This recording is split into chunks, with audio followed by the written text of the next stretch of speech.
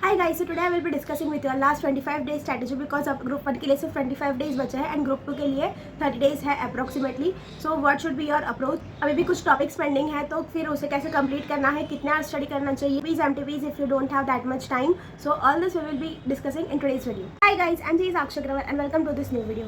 C there are two type of students. सबसे पहले तो वो जिनका अभी तक इतने अच्छे से कंप्लीट नहीं हुआ है एंड अभी स्ट्रैटेजी कोई प्रॉपर प्लानिंग नहीं बनाई है एंड वो अपने माइंडसेट से भी बहुत ज़्यादा स्ट्रॉन्ग नहीं है बिकॉज कोई प्रॉपर प्लान नहीं है. तो ऑडिट पढ़ रहे तब एफआर का टेंशन आता है, फिर एफआर का टेंशन आता है तो एफआर बीच में पढ़ना स्टार्ट कर देते हैं एंड ऐसे ही वो 20-25 डेज अपने खराब कर देंगे. And that is category 2 student जिसको पता है कि ठीक है अब तक मुझे ड्यू टू एनी रीजन अगर वो कंप्लीट नहीं भी कर पाए बट स्टिल वो अपने माइंडसेट से बहुत ज़्यादा स्ट्रॉन्ग है कि नहीं 25 डेज बचे हैं और अगर इन डेज में भी मैंने अगर 12-13 आवर्स 14 आवर्स कंप्लीट कर लिया तो मेरा पूरा ग्रुप क्लियर हो जाएगा. एंड वो एक प्रॉपर स्ट्रैटेजी के साथ आगे बढ़ रहे हैं. उन्हें पता है कि ठीक है नेक्स्ट 5 डेज में मुझे एफआर कंप्लीट करना है, फिर एएफएम करना है, फिर ऑडिट करना है, कब कौन सा सब्जेक्ट आएगा, उस सब्जेक्ट में कब कौन सा टॉपिक आएगा जो मुझे ज़्यादा रिवाइज करना है. एंड अगर वो एक प्रॉपर प्लानिंग के साथ आगे बढ़ेंगे तो आपको लगता है कि वो क्लियर कर लेंगे. डेफिनेटली वो कर लेंगे बिकॉज सी वैसे भी हमें 100 आउट ऑफ 100 मार्क्स नहीं लाने होते हैं. But having a proper plan is very important because plan नहीं होता है तो एक तो वैसे ही 20-25 डेज बचे तो प्रेशर बिल्ड होना स्टार्ट हो गया है एंड ऊपर से खुद की भी स्ट्रैटेजीज क्लियर नहीं है तो वो और ज़्यादा प्रॉब्लम क्रिएट करता है. तो इसलिए सबसे पहले तो आप पेन एंड पेपर लेके लिखो कि आप कौन सा ग्रुप टारगेट कर रहे हो, उसमें कितने सब्जेक्ट्स हैं एंड उन सब्जेक्ट्स में आपकी क्या क्या चीज़ें पेंडिंग है, कौन से ऐसे टॉपिक्स है जिसको आपको रिविजन वीडियोस देखना पड़ेगा या फिर कौन से ऐसे टॉपिक्स हैं which you are very well assured कि हाँ ठीक है ये डायरेक्टली एग्जाम्स में भी मैंने सॉल्व किया तो I will be able to solve it. But the topics which you find difficult कि या नहीं ये मुझे बार बार रिवाइज करने पड़ते हैं या फिर कोई ऐसे टॉपिक्स है जो आपने ऑलरेडी कर रखे हैं but you have to revise it again. और क्या क्या चीज़ें पेंडिंग है, एमटीपी पेंडिंग है, आरटीपी पेंडिंग है. पहले मैं भूल जाऊँ कि मैं आप लोगों को बता देती हूँ कि एमटीपी जो है एएफएम का एएफएम का एमटीपी 2 आप लोगों को करके ही जाना है. जिनका भी एक ग्रुप है या फिर बोथ ग्रुप्स के लिए वो जा रहे हैं तो आप लोगों को एएफएम का एमटीपी 2 स्पेसिफिकली करके देखना है बिकॉज देयर आर सम और दी अदर क्वेश्चंस जो कि स्टूडेंट्स का ही फीडबैक की चीज़ आई है मेरे पास कि कुछ टॉपिक्स ऐसे हैं जिसमें पहले क्वेश्चंस नहीं थे तो वो अब आईसीआई ने बना दिए तो वो आपके एमटीपी 2 में थोड़े से न्यू क्वेश्चंस हैं तो you have to make sure कि आप वो कंप्लीट करके जा रहे हो राइट. तो yes what I was saying is कि आपको एक प्रॉपर प्लान बनाना है कि ये चीज़ें मेरी बची हुई है एंड नाउ सी कि इन चीज़ों को कंप्लीट करने के लिए आपको कितना टाइम लगेगा. इसमें से कौन से टॉपिक्स ऐसे जो ए कैटेगरी के हैं जो आपको प्रायोरिटी पे कंप्लीट करने हैं, कौन से टॉपिक्स ऐसे जो सी कैटेगरी के हैं, आपके लिए कौन सी चीज़ें डिफिकल्ट है एंड कितने hours you are going to take to complete this thing and फिर उतने आवर्स स्टडी करो. अभी वो टाइम नहीं है कि आप आर्ली बेसिस पर स्टडी करोगे कि 10 आवर्स कर लिए, 8 आवर्स कर लिए, 7 आवर्स कर लिए, वो नहीं चलेगा. आपको सिर्फ अपनी प्रायोरिटी स्टडीज़ ही रखनी है. आपका स्लीप शेड्यूल ख़राब नहीं करना है बट दिन में आप कहाँ पर चीज़ों को कॉम्पेंसेट कर सकते हो, कहाँ पर आपका टाइम वेस्ट हो रहा है दिन में जो आप अवॉइड कर सकते हो. एंड जैसे अगर आप लंच ब्रेक 1 आवर का ले रहे हो तो अब मैक्सिमम हाफ आवर ही होना चाहिए बिकॉज सी अब तो 25 डेज ही बचे हैं एंड अभी भी अगर चीज़ें पेंडिंग है तो फिर you need to make sure कि वो कंप्लीट हो रही है before the exam. So I hope that you are very clear कि आपको सबसे पहले तो सब्जेक्ट वाइज देखना है क्या चीज़ें पेंडिंग है एंड फिर वो कितना टाइम लेगा आपको कंप्लीट करने के लिए. ये हर स्टूडेंट टू स्टूडेंट वैरी करेगी ये चीज़. तो इसलिए यू नीड टू सी कि आप कहाँ पे स्टैंड कर रहे हो एंड कौन सी चीज़ें पेंडिंग है, उसमें से कौन से टॉपिक्स आपको कंप्लीट करने को कितना टाइम लगेगा एंड फिर उतने आवर्स आपको डेली स्टडी करने ही पड़ेंगे तभी वो चीज़ें कंप्लीट होंगी right.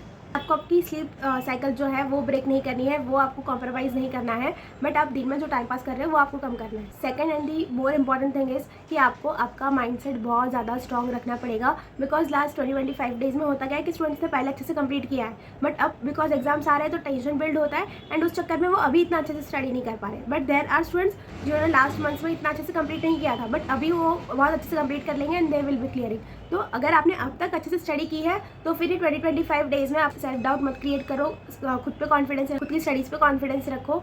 You need to make sure कि आप ये 20-25 डेज ख़राब नहीं कर रहे हो. बिल्कुल भी ओवर थिंकिंग में, टाइम पास करने में ये टाइम नहीं वेस्ट होना चाहिए. इस टाइम पे studies is the most important thing. तो स्टडी के अलावा जितनी भी चीज़ें हैं apart from your sleep and खाना वगैरह, तो इसके अलावा जितनी भी चीज़ें हैं वो सब आपको अवॉइड करके चलनी है. Only doing studies effectively should be your target and studies effective करनी है तो आपको अपना स्लीप साइकिल भी जो है वो इफेक्टिव रखना ही पड़ेगा. बिकॉज होता क्या है कि स्टूडेंट्स एक दिन ज़्यादा स्ट्रेच कर लेते हैं एंड फिर वो कॉम्प्रोमाइज़ करते हैं अपनी स्लीप साइकिल.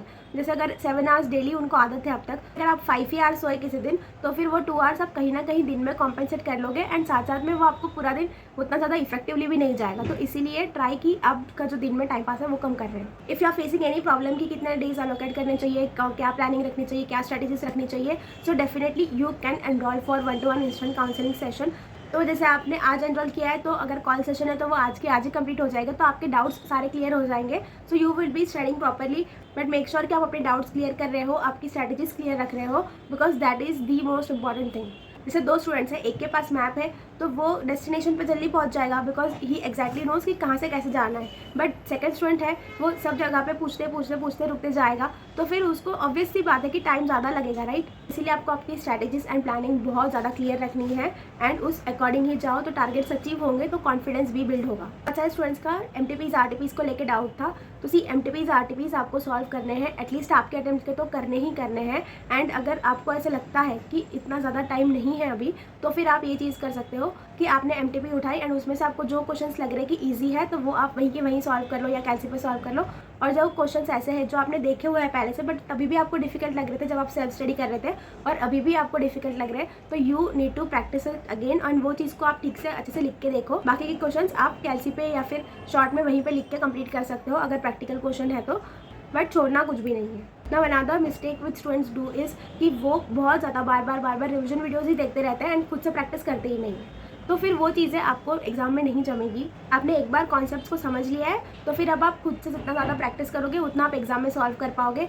आप खाना खा रहे हो या फिर आप ट्रैवलिंग कर रहे हो, तो उस टाइम पे definitely you can refer to revision videos, but जब आप स्टडी कर रहे हो तो मेक श्योर करो कि ज़्यादा से ज़्यादा आपको राइटिंग प्रैक्टिस ही करनी है, because that is only way to get confidence in exam. सिर्फ रिविजन वीडियोज़ देखोगे तो एग्जाम में सॉल्व कर पाना is little bit difficult, and बार बार सिर्फ कॉन्सेप्ट देखने से क्वेश्चन सॉल्व नहीं हो जाएंगे। सो अगर FRA FM DT ऐसे टॉपिक्स है, तो you need to make sure कि एक बार आपको कॉन्सेप्ट समझ में आ गया है, तो फिर question practice is more important. GST में ITC है, तो वो आपने एक बार कॉन्सेप्ट समझ लिए, तो अब आपको वो चीज़ लिख के देखनी है, सॉल्व करके देखनी है कि क्वेश्चन हो पा रहे हैं नहीं हो पा रहे हैं, कहाँ पे प्रॉब्लम फेस कर रहे हो, बिकॉज जब लिख के देखोगे तभी समझेगा कि एक्चुअल प्रॉब्लम कहाँ पे आ रही है। एंड कुछ ऐसे टॉपिक्स है जो आपको लगता है कि नहीं क्वेश्चन सॉल्व नहीं हो पा रहे मुझसे बिकॉज मैं कॉन्सेप्ट भूल गई हूँ या फिर भूल गया हूँ, तो फिर उन चीज़ों के लिए आप रिविजन वीडियोज़ डेफिनेटली रेफर कर सकते हो। But the more practice you do, the more confidence you get. It's as simple as that. So make sure कि आप practice पे ज़्यादा focus कर रहे हो and study with a proper plan. So I hope this video was helpful to you all. Ending this video here, this is C. Sakshi Agrawal signing off.